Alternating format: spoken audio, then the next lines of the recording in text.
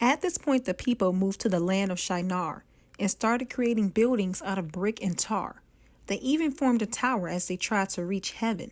They thought it would make them famous and keep the community in session. You see, this was when the earth's language was all the same. But when God turned it into Babel, they didn't understand a thing. The people became scattered all over the globe, so they stopped building the city and had to find a new home. Now, if you remember, Shem was Noah's son, but their family tree had only just begun. The descendants of Shem were Arphaxad, Shelah, Eber, Peleg, and Ru. Then Serach, Nahor, Terah, and Abram too. Terah also had Nahor and Haran, whose son was Lot. Abram and Nahor got married, while Haran did not. Abram married Sarai while Milcah was Nahor's wife, but unfortunately Sarai couldn't reproduce a life. So God told Abram, Lot, and Sarai to get in formation, for it was time to leave Haran and make their way into Canaan. Abram built an altar there, but he went to Egypt during a famine. That's where Sarai pretended to be his sister so the Egyptians wouldn't kill him. When they saw Sarai's beauty, Pharaoh took her with him. That's when God made Pharaoh's people sick because of his sin. When Pharaoh found out that she was Abram's wife, he kicked them both out of the land for telling a lie. So they all traveled to Bethel and set up tent, but the land was too small because Lot and Abram were rich. So Abram departed west into the land of Canaan, and Lot went to the east and took the plains of Jordan. You see, Lot was sneaky and he thought he was smart. He thought that moving to Jordan meant that he had the best part. But in the plains of Jordan lie the sinners of Sodom. So while Lot thought he was on top, he was really on the bottom. Now as for Abram, he was about to prosper. That's when he traveled to Hebron and built an altar. But back in the land of Sodom, there were wars and riots. 4 kings against 5 with so much destruction and violence. The 4 kings won, and guess what they got? They robbed Sodom and Gomorrah, but they also took Lot. A fugitive told Abram, so he gathered up his men. They rescued Lot and brought the war to an end. The king of Sodom blessed Abram for bringing back their plunder. This miraculous defeat left the people in wonder. A little while later, God came to Abram in a vision. He promised him prosperity in spite of opposition.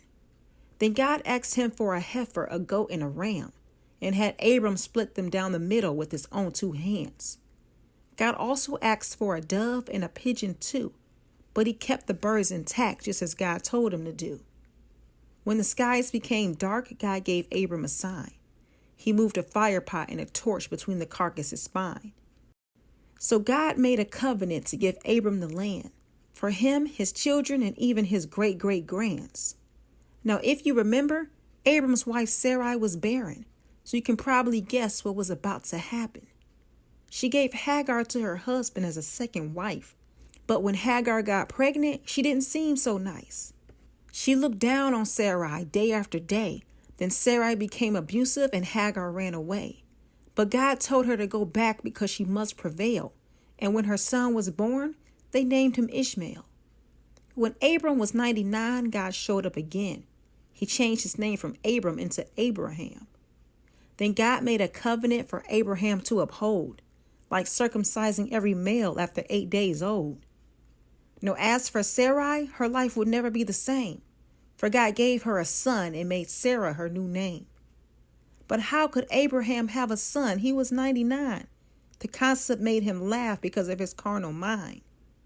One day, 3 men, including God, approached Abraham's tent.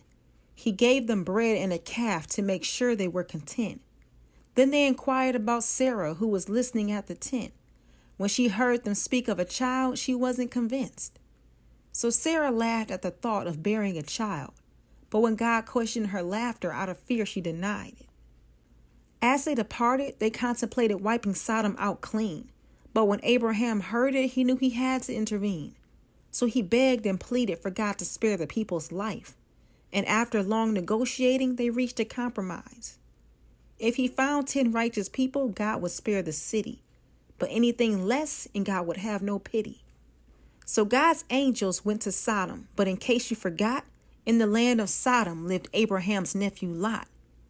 When the angels came to the city, Lot invited them inside. But they knew what lied ahead, so at first they declined. As the day turned into night, a crowd surrounded their home. When they asked for the angels, they knew their cover was blown. When Lot went outside, he tried to bargain with the people. So he offered up his daughters, but the trade wasn't equal. As they tried to barge in, the angels brought Lot back inside. And as for the angry crowd, the angels made the people blind. They told Lot to run and to never look back. But after hesitations, he finally left before the attack. God rained brimstone and fire down from the sky. Sodom and Gomorrah were destroyed in the blink of an eye. As his family traveled to Zoar to get a fresh start, Lot's wife looked back and turned into a pillar of salt. Lot later left Zoar because he was afraid, so he took his 2 daughters and they lived in a cave. Lot was getting old and his daughters didn't have kids, so they got their father drunk and took turns sleeping with him. His daughters got pregnant and they both had a son. Moab came from the oldest and Ben-Ammi the younger one. As we go back to Abraham, he was camping in Gerar, and right beside him was his beautiful wife Sarah. So once again he lied and said that she was his sister. So Abimelech the king sent his soldiers to get her. Now because of his sin, God shut down his maidservant's womb. And poor Abimelech, he didn't even have a clue. But when God came to Abimelech in a dream that night, he found out that Sarah was actually Abraham's wife. So he gave her back along with silver and land, and in return, his maidservants could bear children again.